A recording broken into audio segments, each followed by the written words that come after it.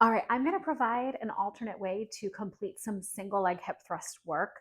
Sometimes we are limited by equipment. I really think that having the proper size or height box is key. If we're using a bench, it almost brings us too high off of the ground and compromises the movement. So I'm going to show you a couple of variations. You can work with which one your level is at, where you can perform it properly, and then maybe add the plate that I'm going to show you, the plate variation. So I'm going to grab the plate just to have it. I'm also going to grab a weight just to have that as well. And let's do this. So we're going to lay on the ground so that we eliminate not having a proper sized bench or box. And we're going to just start with no plate, no equipment. When you're working on the working leg is going to stay on the ground.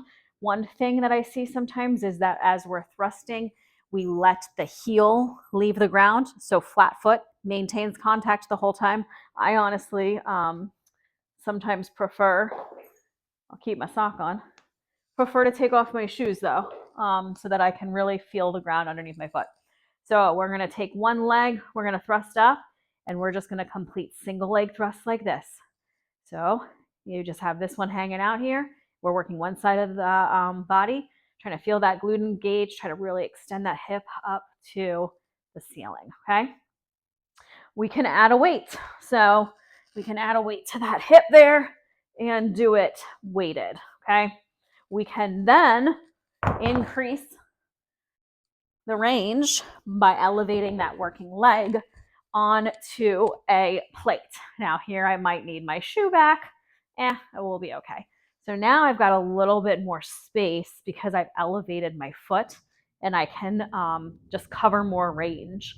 So you can elevate, we can elevate and add weight. So we're just continuing to make this a little bit tougher. And so that is a single leg hip thrust on the ground. That should be able to be done anywhere if you don't have that proper size box, or even if you struggle with them on that elevated, having your back up on an elevated surface, this is a great place to start.